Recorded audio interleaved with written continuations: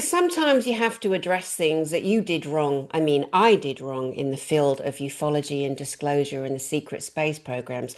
I listened to two people, two girls. One's a bit of a reptilian, one's a bit of a grey. And I trusted them and I believed them because they wore false faces. And silly me believed and listened and went out. And I was unkind to this man. I was cruel. I was mean. I said nasty things about him and I'm ashamed. I've had the chance to apologise to him. He graciously accepted my apology, and I'm delighted to bring to my platform Drago Reid. Hello, sir, and welcome.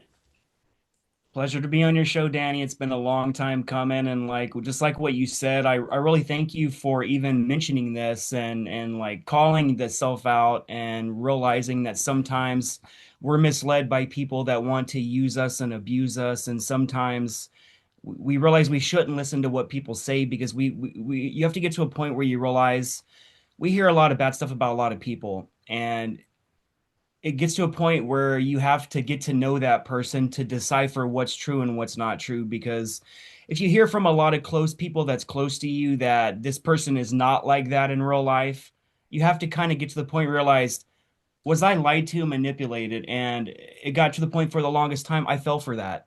I fell for the David Wilcock, the Corey Good stuff. I felt misled.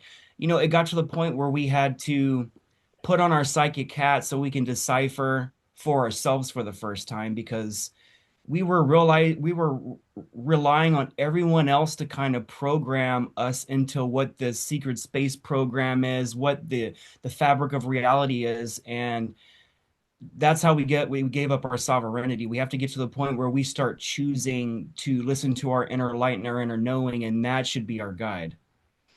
Yeah, absolutely. So true. Now, when I first saw you a few years ago now, you were talking about the secret space program that you were attached to, and I'd never heard anything like it. You have a massive body of work. We're probably not going to get it done in that hour today, which means we'll probably do a part two just so we know we can chill a bit and relax on your information. But I need you to tell me from the very beginning, when did you start getting memories of the space program? Tell us the name of it and tell us details as much as you can, please. All right, so I would say I'm kind of special in that regards. When I entered the Lotus field, that's what this matrix is called. When other souls got the call, what Dolores Cannon calls the call, first wave, second wave, third wave.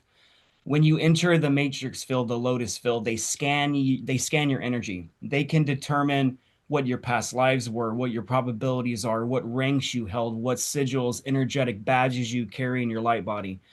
And I was tagged as an architect guardian class soul.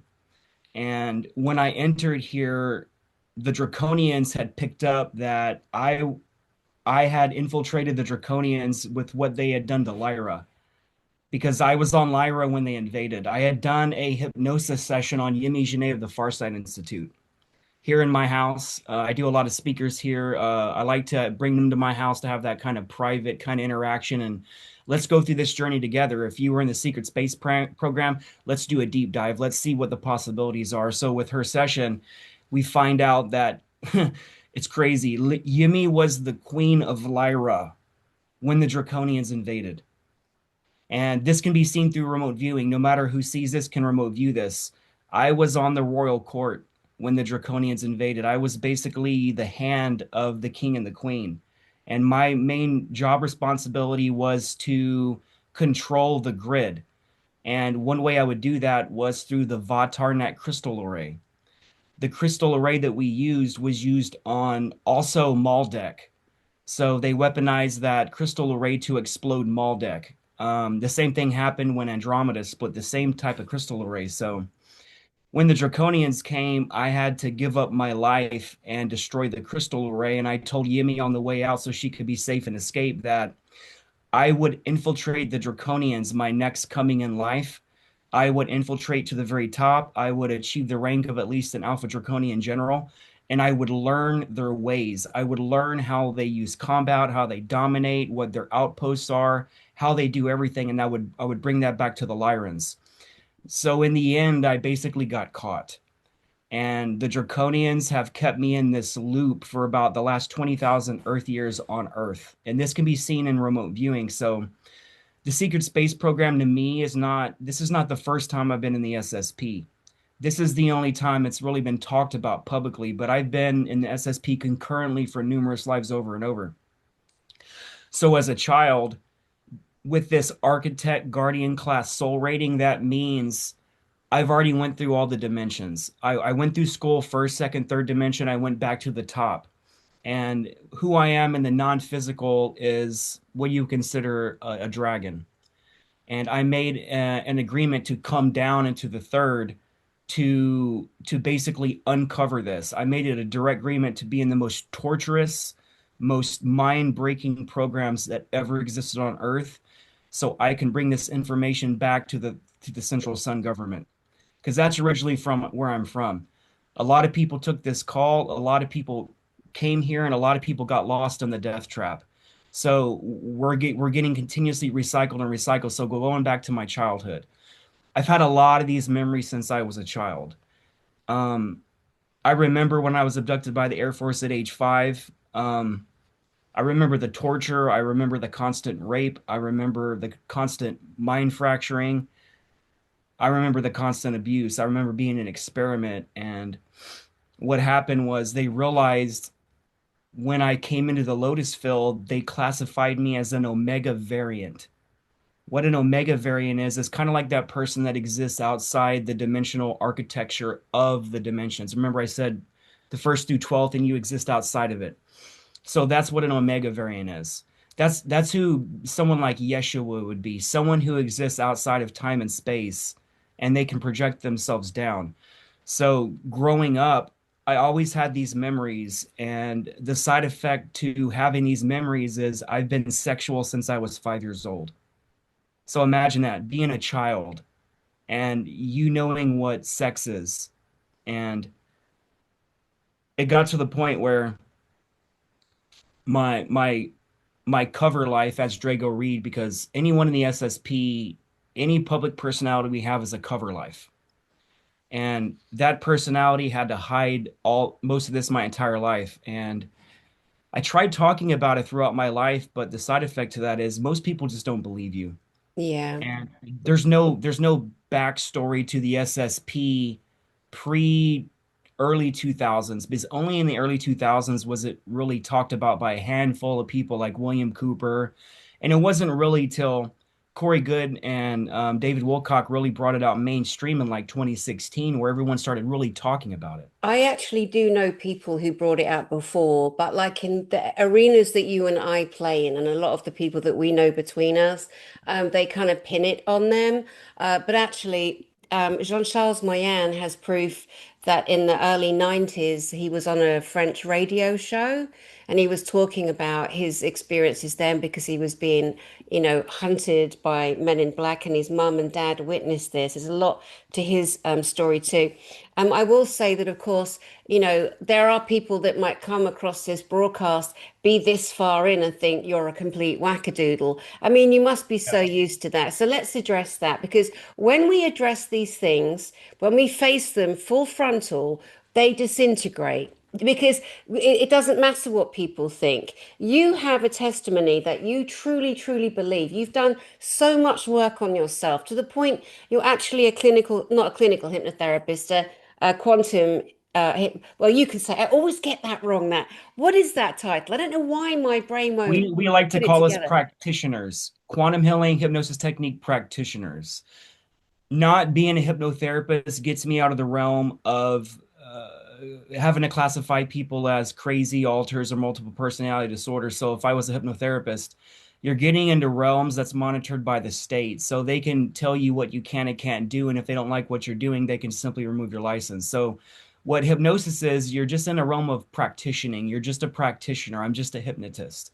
So this is what I do. I specialize in deep diving in people in the program. So apparently I've built a name where everyone in the SSP wants to come to me to verify their story. So it's been quite humbling, and it's been quite overwhelming as well, because it kind of took over my life, and it's so much work. I get so many emails and it's overwhelming, and it's a blessing and a curse. It's like a double-edged sword. Like I want to help as many people as I can, but I don't have the emotional energy or time to do it all. So, Mate, but it's I'm doing hard. whatever I can. Yeah, it's hard. Listen, for the last few years, and I am a clinical hypnotherapist, and I have been doing one-to-one therapy sessions for years, absolutely years.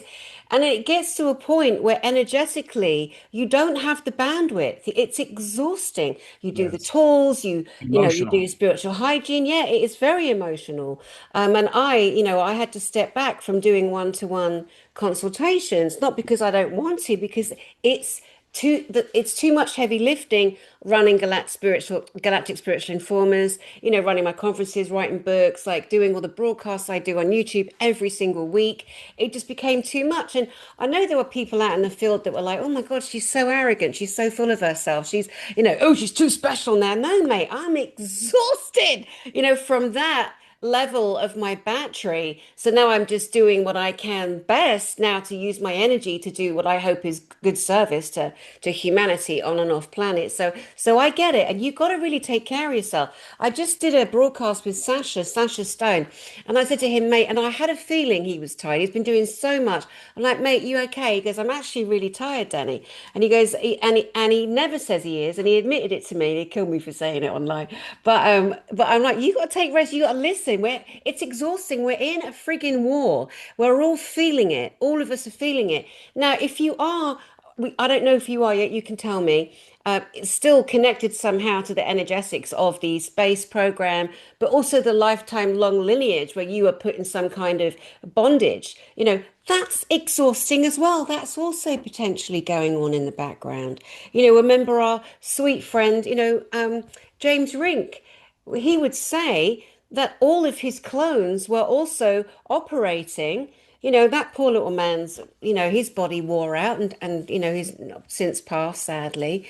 But yeah, speak a little bit to that, and there are other people out there running themselves into the ground and they shouldn't be.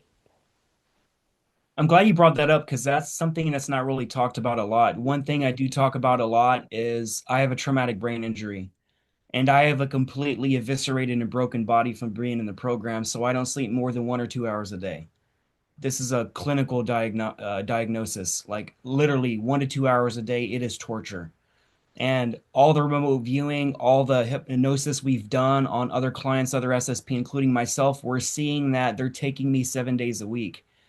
Either they're taking my consciousness, I'll fall asleep and they do consciousness to clone transfer. And the way that typically works is you go into REM, you go into delta wave. Right when your body signals delta wave, it does an automatic transfer. I have something called a Ben3L implant. It's called a biointerface node 3-L, and it's located on the back left of my shoulder. It's physically embedded. Some speakers have seen it and touched it, and also have seen it when they cut into it. I had a Derek DeStevens and his brother Daniel. They're the nephews of Daniel Salter, the Above Majestic. Oh yeah, yeah, I've seen them. Yeah. So we confirmed they're both SSP. And the day before I did my session on Derek, they came to my house and they had just went into my back and opened up my back. And I showed it to Derek and he was freaking out because there was a literal hole in my back and he can stick his finger in my back and he can feel the implant. And I said it's important for you, of all people, for you to see this because I'm going to be talking about this in presentations and I want you to see how real this is because this isn't like in my mind kind of deal. That's why I say anything I do, anything I talk about in presentations, I say don't believe me. Learn how to remote view. Remote view this stuff yourself. Call me out if I'm lying, if it's in my mind, call me out. Do projects on me. I open that. So everything I talk about, it's already been double blind remote viewed. It's been verified. It's been talked about in sessions. It's testimony that other people and programs are in. We're going back to the no energy. What they do is sometimes they put a legacy clone out in the public. And what a legacy clone is, that's the terminology we use in the SSP. So let's say we'll use James Rink for an example. I'm not saying James Rink was a clone in the end, but what happens is with high value assets, HVAs, they put a cover life clone out in the public And our real body is actually located either on ship or in a deep underground military base in stasis, usually in a BCU. It's a biocontainment unit. And most of the time, those bodies never ever leave. And what they do is they clone you and they just constantly transfer your consciousness in all these clones. So let's say James had 200 clones. There's an original core of James somewhere. And like I said, most of the times for all VIPs, most of the times we're located in DUMBs, and the person that's speaking in public at presentations a lot of times is clones. And that's why every couple of years sometimes people will say they look different, their eyes are different, like there's spots on their faces that are different. That's a normal thing in the SSP. And that phenomenon kind of bled itself into celebrityhood. Remember the whole phenomenon of all these celebrities getting plastic surgery? That was cover for new clones being introduced into the public. I was personally on teams that monitored famous celebrities. People, have you heard of Arkeem Ra? Yeah. I served with Arkeem Ra at Montauk. I Mm. was actually assigned to his family.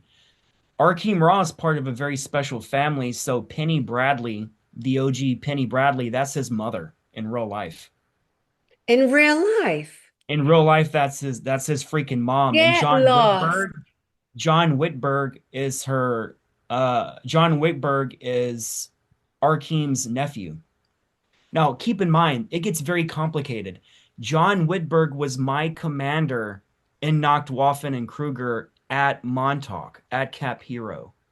And in real life, today, John is only 25 years old and I'm 46. Okay, right. Let's take a step back here because this is absolutely brilliant, of course. Now, I know two men who absolutely were in secret space programs, SSP, and we always kind of just make sure for new people because they might not know what SSP is, right? So that's why I'm kind of jumping in there.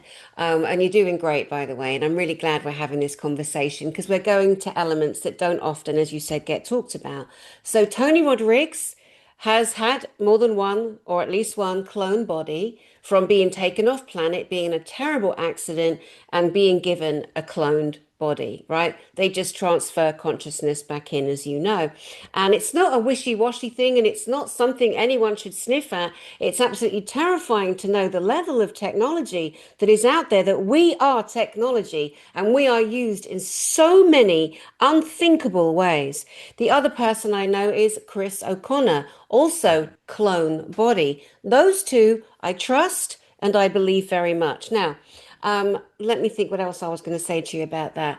The cloning technology, the other one is Beverly Rhodes, who you met in England when we went to Miles Johnston's Basis Conference. Hi, Miles. And Beverly was the first person I'd ever heard use the term splitter soul. And I didn't know what she meant because I hadn't heard it phrased that way. But she had to, her eggs were taken from her upstairs in some kind of space dome environment. She was used in horrible ways to entertain against her will, but she was part of a program, and her eggs were sold. There were 12 eggs, and we did a broadcast on my channel just a few weeks ago. Beverly Rose, man, she has got so much fascinating I love information. her. Yeah, incredible. So, so she called it her splitter soul. So sh her consciousness was fracked, shattered, splintered off, and put into these four other or three other. No, it's four clones she has, and you think anyone just coming across this in on YouTube be like, clones, what are they talking about? But it's an absolute friggin' reality. And just because somebody hasn't heard about it or they can't get their own mind around it, so what? Move along then. We ain't got time, just because you don't believe it. People are so easy to attack, aren't they, on everything? Says she who used to have a pop at you. But we've got to really address all these things, and put them squarely on the table, but also bring our evidence, verify it. And when we put other people who are out in the field now, like I say, Akeem Ra, Penny Bradley, that's brilliant that that's all kind of coming together and logging in too, even though the John man you mentioned is much younger than you. It doesn't matter. Tony Rodriguez, as you know, was taken because a kid at school was upset with him, and that kid's dad was a satanic Illuminati who decided we're going to show teach Tony, this little 10-year-old boy, a lesson. And that's how he got put into the SSP. And he was taken by extraterrestrials. So people, I'm hoping now, Drago, that their minds are open enough where they're recognizing the satanic occult, the ETs, the secret space program are all one beast system. They are not separate. And I think doing that rush, like getting that, because we keep going off here in different directions, or I'm interested in ETs, I don't care about the satanics. Well, honey bun, it's all one beast system. So you mentioned I think the Laufwaffen, and you've mentioned Kruger or Kruger. Go back and tell us, what does that mean? And how did you get into that? Okay, so Nachtwaffen and Kruger are both German programs. They were created by what you would call the Nazis of World War II before they left the Earth. During World War II, after they developed Lunar Operation Command on the Moon, they were trying to get away from what they would call the bankers. I don't want to name that group because we'll get the video deleted off YouTube. But they were always fighting the bankers because the bankers were always trying to take over the planet. The bankers are the Anunnaki. And let's get into the cloning. If you can, yeah, you understand how that connects. So the cloning, before we had history, before we had mathematics, astronomy, astrology, animal husbandry, building, mechanics, we had the Anunnaki arrive with their Sumerian and cuneiform tablets. And in those tablets, it literally says they had went through some kind of nuclear war and they became sterile. The males couldn't reproduce, so they had to start cloning in order to stay alive. So you have the Emerald Tablets, and it starts out, I am Thoth, king of Atlantis. We built the pyramids, blah, blah, blah. But in that, Thoth says he's transferred his consciousness over 1,000 times. So when people say secret space program, out in space is just called the space program. And this space program has been going on since Lyra, since the Draconians invaded. Just like Hancock says, we're humans that have amnesia. We don't remember our roots. We don't remember where we're from. And you mentioned the soul shard. The best analogy from Beverly Rhodes. The best analogy is to take a crystal, a literal crystal, throw it on the ground, have it explode. Let's say there were 612 pieces of that crystal. That's what a soul is. There's two ways to put it in a clone. You can use shards or alters. So before I get into the German programs, let me tell you the difference. A shard is part of your original light body structure of your soul.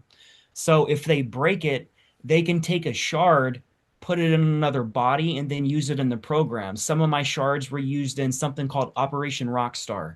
I've not talked about that publicly yet. I didn't get to it in Miles Johnson's conference or James Rink's conference because my presentations are deep dives. They're like 5 hours long. And I tell people the moment they start, this is not a beginner presentation. This is a master level class. Take notes. This is going to be a deep dive. Even for you seasoned SSP assets, a lot of this is going to be new to you. I will not take the path of Operation Mockingbird. I'm not going to repeat everything y'all repeat online. I'm done with that. Everybody just repeats the same crap over and over. That's why if you watch my presentations, nothing is derived from anything you've ever heard. And I've kept this to myself my entire life because I was shown my future back in 2018. I was shown people I would have podcasts with. I was shown how I would rise in the SSP and how my story would become big, but it was also going to show me how I was going to be attacked. And it really happened in real life. I had other assets activated against me. It involved lawsuits, famous friends of mine that you know. It got pretty shitty because it got pretty shitty and I had to kind of walk away from it all. But the way they do it between a shard or an altar, so let's say they put me in another body and that person's a famous musician of some kind. That would be more of a shard. Now, if they want to take me and put it in just a random combat clone, they'll take an altar of mine that was created. And those altars were physically created in Monarch before I was before Kruger bought me. So that's the way it works. So Kruger and Nachtwaffen are German programs, and they will they will use Monarch to create assets. They're like, we're going to give you $200 million to give us this package. We need this hybridization. We need these attributes. We need this person to be black level clearance, maybe red omega level that's outside the planet so he can run ships for the SSP, right? So what the German programs are is they were both created by German Nazis. Kruger was created by Walter Kruger. And in the end, Walter Kruger ends up committing suicide, and it passes to his son or nephew, Gabriel Kruger. Gabriel Kruger made the KMC what it is today. The KMC is the Kruger Mercenary Corporation, and it's also known as the Kruger Corps. So depending on if you're a Kruger Sentinel, if you're a Kruger Shock Troop, it depends on what level of Kruger you're in, and there's different names for it. Um, so Nachtwaffen means night weapons in German. And what that is, that's what Dark Fleet would be called. So when Corey brought out the term, the nomenclature Dark Fleet, that's what Nachtwaffen is. So Nachtwaffen is the off-world, off-colony version of the Nazis that operate in space now. But they're not the Earth-based Nazi ideology they were on Earth because they were only a product of fighting the bankers. So once they left the planet, they no longer had to have that political ideology. And what Nachtwaffen became was more of a German Teutonic ranking system based on rank. Most high ranking personnel, you had to be German. If you're not German, you have to have extreme augmentations. You might have draconian DNA. Like Penny Bradley, for example, she was one of the very few navigators for Nachtwaffen that was human. Most navigators in Nachtwaffen are either Greys or Draconians. And that's required because when the Draconians made a deal with Kruger and Nachtwaffen, they required their own navigators to be on ship, and they required all officer personnel to take the black goo. And that comes into the whole Star Wars series. So like the Sith, those are the Swartzasana Black Sun of the Nazis. Those are the worst of the worst. And they're the ones running a lot of these programs, a lot of off-world human trafficking, slavery, transhumanism. It's all sorts of sauna. And after I woke up after so many years, I started going after sorts of sauna because my programming kept breaking when I was in Monarch. And they put me in a special facility at the Toronto Dome called Merge, which is called the Monarch Umbrella Refugee Group. So Monarch Umbrella, that's two groups. It's the Monarch Corporation and the Umbrella Corporation. The Umbrella Corporation is from another timeline that came here and start making deals with people here, bringing their other timeline shit here. And that led into the 2012 breaching with CERN and then merging stuff, and the Mandela effect started overlapping because all these factions are all trying to control and create an alpha timeline where they win. But too many factions are fighting to who's going to win. Yeah. And they don't win. It's like you don't win the That's end. right. Let's take a step back here because there's so much information that's just fascinating. It's heavy, it's deep, it deserves a little bit of time spent on it. You've mentioned a couple of times Monarch, you've mentioned Camp Hero and Montauk. Now, of course, I say, of course, I've studied this and interviewed so many people on this subject. I know it, but some of our new observers won't know about it. Would you mind a couple of minutes just to break that down for us, please? What is Monarch programming?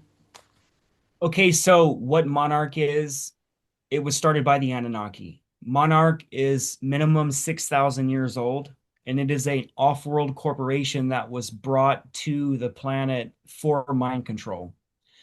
And they were doing this in Atlantis before the two floods, the deluges, because we had two different floods, and they were about 13,000 years apart. So the oldest one is around 28,000 years ago when it happened. So we've had two floods. Remind me again, what was your question? Okay, what is monarch? So it's the monarchy. It's where the Anunnaki came after warring on their own planets and their own systems, and they destroyed their own planets because the brothers would fight over brothers, nephews would fight uncles to win. Enki would fight Enlil, Marduk would fight Set, like through different names because it was the Horus versus Set, and then Osiris versus Set. It's all the story of the Anunnaki. And what Monarch is, they found a way to not only create slaves, because when they were creating the Lulus to mine the gold when that first happened, a lot of these Lulu, because they call us Lulus in space, the Yeah. Anunnaki. Yeah. It's uh it's kind of like you don't call a Draconian a Draco. They hate that word. It's like you're not honor, because the Draconians are very honor based, and it's kind of like take somebody. It's like taking someone named Suzanne and she goes by Suzanne, and you off the bat just call her Susie. Like it's taken. You just don't do that. Draco, Um, Draco, Draco, Draco, Draco, Draco. yeah. So out of respect, I always call them Draconians because, again, one soul aspect of me is an Alpha Draconian general, and if time isn't linear, that means that Alpha Draconian life, I'm living it right now. You understand? So what Monarch is, it's a trauma-based mind control cult where they developed the way to reverse engineer the human mind as above, so below, where they took the original architect codes of how to build a human, then they reverse engineered it. They located the steps they needed to break the mind, to pollute the light body in a way where you open the light body like Swiss cheese, where there's dark spots in it. And by the law of the universe, those dark spots like Swiss cheese act as a magnet, which can allow dark entities to enter. So that's why when we lower our vibration, we open up our light field to V2K, to entities, and do all that stuff. So this is what they did. They made a science of breaking beings, not just humans. They use this on everybody. They even put it in the Egyptian Book of the Dead of how to break a soul. And it was Dr. Joseph Mengele, the angel of death. He was contacted by the Aldebarans with the Vril Damen. You heard about all that happening. And it is my opinion that when the Aldebarans contacted the Vril Damen, they said that they were from Aldebaran, but I believe that they were deceiving the Nazis and they were actually on Earth, and it was actually the Anunnaki because they were described as the tall whites. The tall whites are the Anunnaki. Okay, let's pause here for a second because as you're talking to me, because we've never had, I mean, we met each other recently, and we've been separated basically. I mean, I've been handled as in I've been told, don't talk to them, they're a grey, don't talk to them. And so when you trust the person giving the information because they're doing cool stuff and they're bringing great intel, I thought, to the planet. So of course that was well, once the illusion popped. Well, once I basically said to the person, you're not speaking at my next conference, and they had a complete violent breakdown and then put a message out into the field saying, I want nothing to do with Danny Henderson or her conferences. That was that chick's response. That's just so out of control. I'm like, if you are a leader, a world leader, and you're representing certain aspect as well, we've got two things going on here, Anunnaki and a military Galactic Federation something. And I'm like, wow, well, I've really been tricked here. There's no way they would let both those organizations would let some bird behave in that way, try and destroy someone's life that's platformed them for years. Her and her PA, Disco Tina. And so I really then kind of decided to think about what it was I actually did think. And I've been breaking down my thoughts on the Anunnaki because I'm so suspicious of them. And the Galactic Federation of Worlds, I don't think is the same as the Galactic Federation. Okay, because the Galactic Federation that has actually helped Earth, there's no way they would let a single voice be the single voice for a whole planetary Exactly. system. It's like, come on. Come on, I always had my suspicions, but I never had the guts to say it because I mean the girl has a lot of tantrums and breakdowns. Now I do want to go back to what else I wrote down here.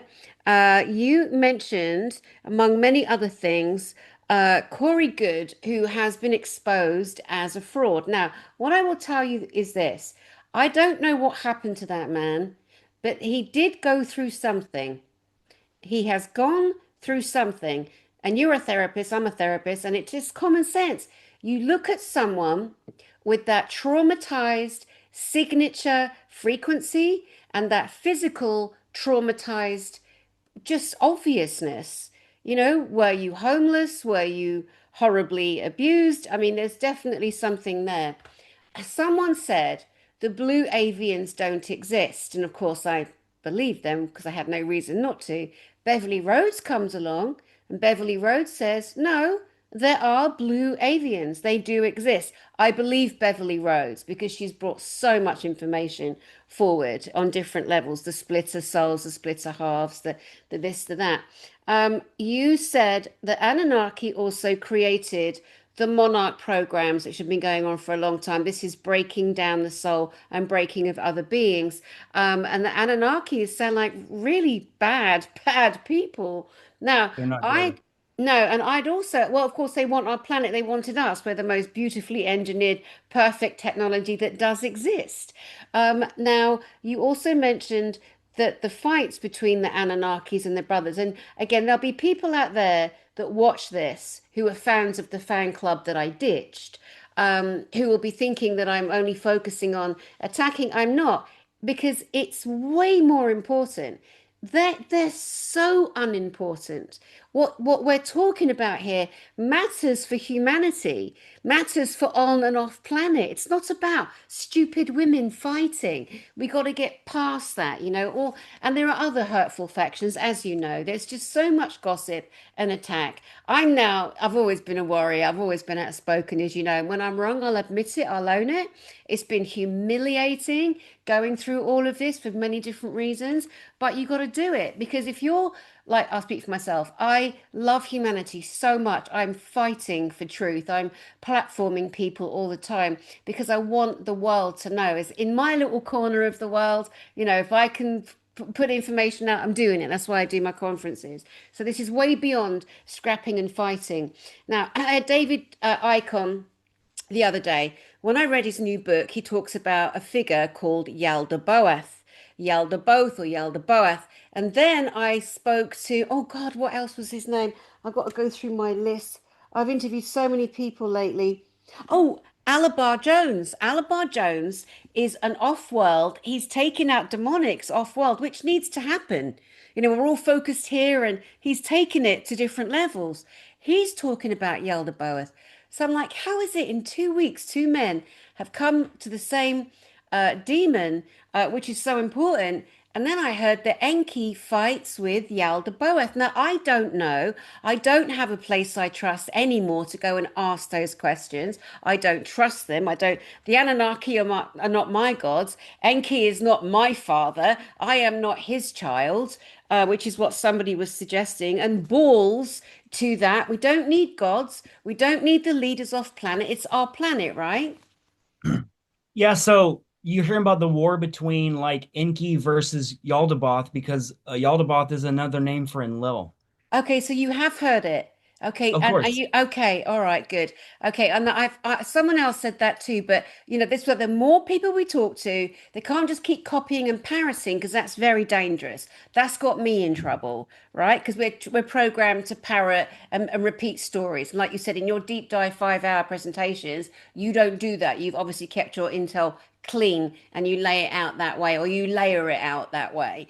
So Yalda Boeth is actually Enlil. Okay, all right.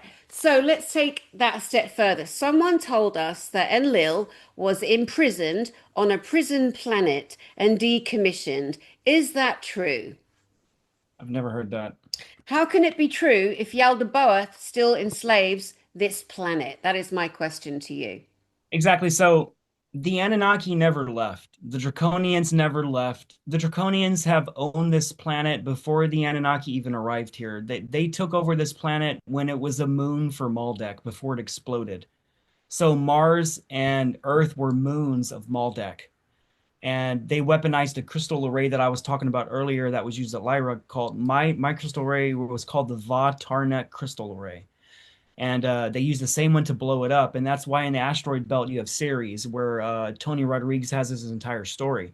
Um, let's I'll blow your mind even more. Let's go into the other names that Enlil has that a lot of people don't ever really talk about. So Enlil is just like a single name that he went by. He went by Yahweh. He went by Jehovah. He goes by Baal and Canaanite, Jupiter and Roman, Tetragrammaton, Viracocha and Incan, Osiris, Zeus.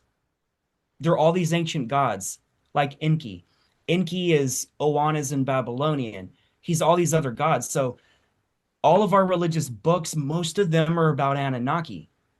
So let's take Thoth, for example. He had the war against his brother Marduk with the Pyramid Wars. He lost. He was sent to South America. He was known there as Quetzalcoatl and Kukulkan. So all these world religions were started by the Anunnaki. And one of the angel Gabriel, did you know that Gabri is actually it's a title, it's not actually a name. So all the archangels, all the angels, they're from the house of El.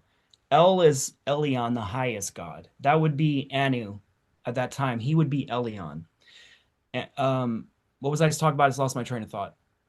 Um, Different okay, names for, and so yeah.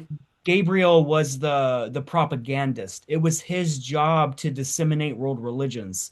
So, in order to control the population, you want to create all these world religions that will then fight with each other forever so you can have reasons for worldwide war. So, let's take the Quran. It was Angel Gabriel that was sent to Muhammad, Yeah. and Muhammad was an illiterate. He forced Muhammad to learn how to read and write, and Muhammad literally wrote in the different books that he wanted to commit suicide because of what Gabriel was doing to him. Gabriel was forcing him, dictating him what to read and write. So they would create a separate breakaway religion that would then fight Christianity so they can take over the planet because this is what you don't want. You don't want people talking because they're going to rise up and kill their gods, their lowercase g gods, thinking they're big G gods. So that's what happened in Atlantis. In Atlantis, they had all these sub factions start developing with different beliefs.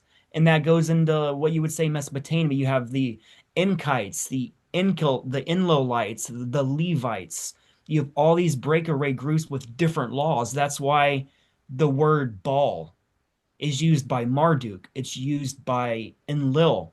It's not one person, it's a title. It means Lord. That's all Baal means. And it's a Canaanite word. So everybody focuses on, Satan is this one person.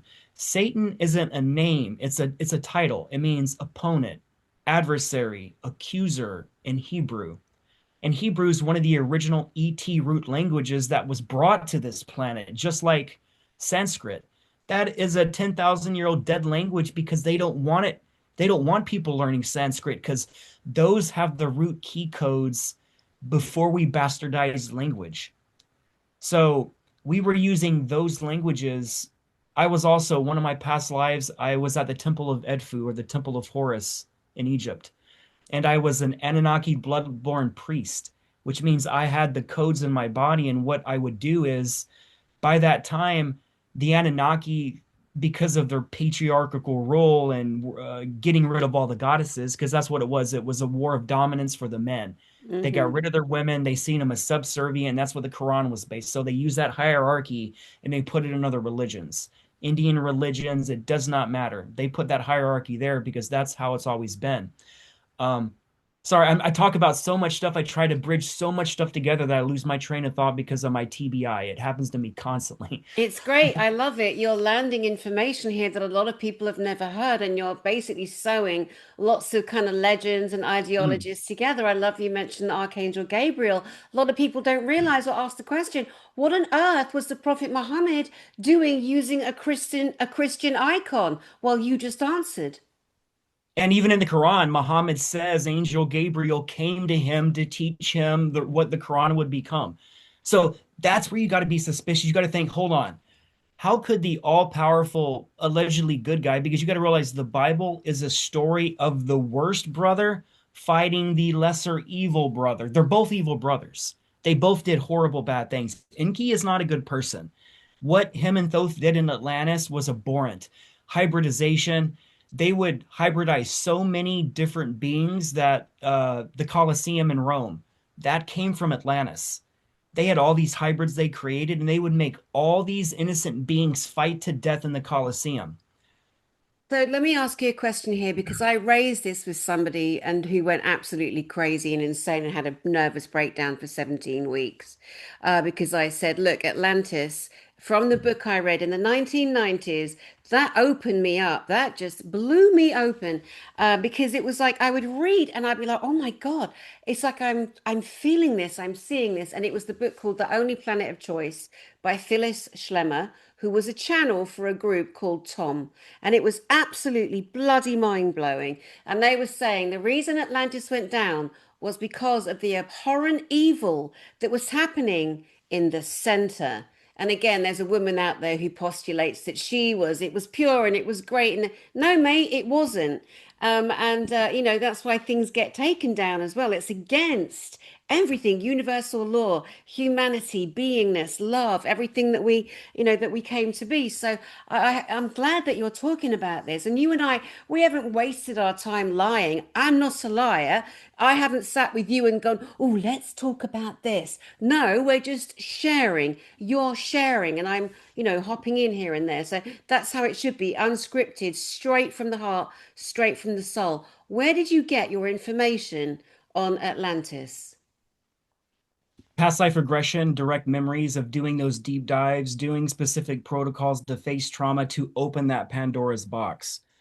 A lot of my memories I got from controversial practices that I don't recommend anyone does because it can cause memory cascades of alters and programming to start kicking in. And if you don't have someone protecting your mind, you can lose your mind to do this. Yeah, And what yeah, we discovered is what happened in Atlantis is today genetic hybridization, weaponizing of the population, poisoning the population, charging for medical. So what they did, they had all these healing chambers that the public, it was free in Atlantis. You would come to their crystal chambers and you can heal your body for free. But over time, they started being greedy and it became more of an accumulation of title and wealth, just like the modern day elites.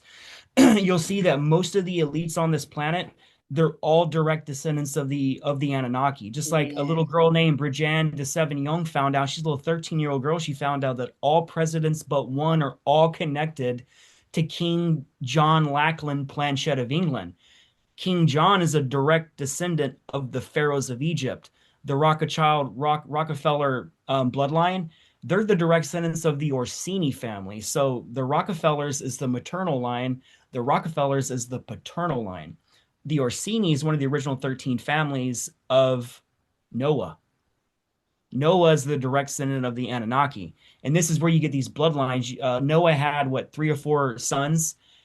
Shem, the direct descendants of Shem, eventually produced the Canaanites, where Cain killed Abel. So yeah, they're the direct descendants of Cain of the Anunnaki.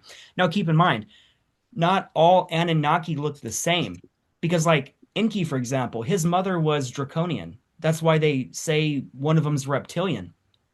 Because the different brothers had different mothers. They had the same father, Anu, but they have different mothers. When the draconians took over this planet, in order to lease a planet to somebody, you have to have a marriage of bloodlines. So what the draconians did, they married into the Anunnaki bloodline with one of their queens, with one of the Anunnaki kings, produced the offspring. And that's why Enki was given dominion over the earth and the waters. And then Lil was given dominion over the skies and extrasolar, meaning in space. He was the space commander. mm, And that's why they would war so much, because Enlil would come down wanting to rule, but according to the divine right of kingship, Enki was the oldest brother, technically the one connected to it all. But he lost because Enlil was just way more powerful. Like, that's just how it's always worked since Atlantis. They've mm, always fought each other with technology. It was in the Vedas, the Mahabharata. They're using all these electric weapons like the Vajra that yeah. Enlil would possess. It actually possessed crystals. And when energy, solar energy was pulled through these crystals, it would produce a charge.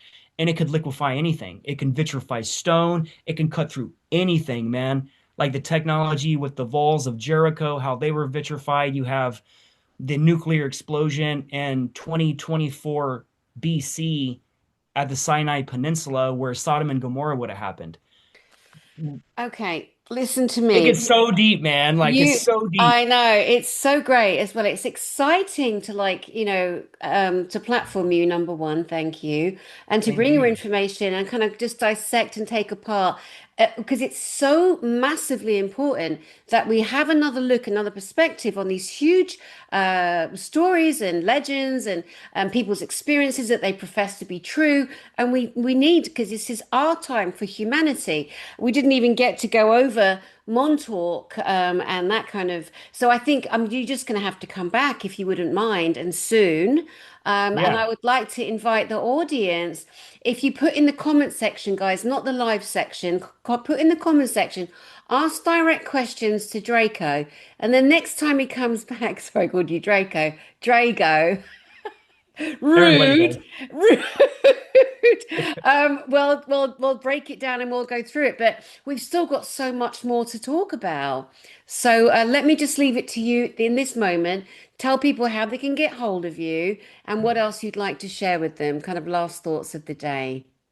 Perfect. You could find me at fractaloflight.com. On the bottom of my screen, it says my website at the very bottom. I do Dolores Cannon, QHHT, past life regression. If you're in the programs, I can put you under, I can help uncover blocked memories. I can navigate through Omega programming so I don't set off any security measures that can result in suicide from getting too much information. I'm one of very few people who has learned the architecture of the human mind because when I had my motorcycle crash, it damaged parts of my brain that was holding my programming and it caused memory cascades. And I started remembering how they programmed us. So if you watch some of my hypnosis sessions on YouTube on Portal to Another Dimension, it shows that I'm navigating through these very complex realities of the SSP, and it is so amazing. I also do 1 hour and 3 hour consults if you want to talk about your problems. I'm also an intuitive psychic. I can read people from Zooms. I can tell you what you're doing in your life, what you're doing wrong, why you're stuck in obstacles. I can do a lot of stuff. I can get into the Dolores Cannon Soul Speak to diagnose your life. But most people that do the consults with me, they are mind blown by the time they're done. So I definitely recommend that. So other than that, my podcast, my website, Facebook, Drago Reid. Brilliant, brilliant.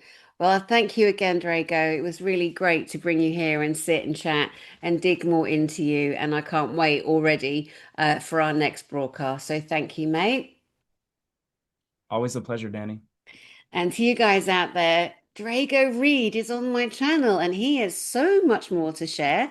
So get your comments in the comment section. And I promise you, in a few days, we'll go back through and we'll just unpack more because there's more for us to question and ask, right? We've all got questions that we need answers to. And the more input we get from people like him and others who've been through these extraordinary experiences that I've never platformed before, but I'm platforming everybody because everybody deserves the chance, not just anybody, but people that seem to have strong, verified, provable stories that actually interact with others out there in the field. They're the ones I'm paying attention to. My name is Danny Henderson. I send you love from my heart to yours, and I'll see you soon. Thanks, Drago.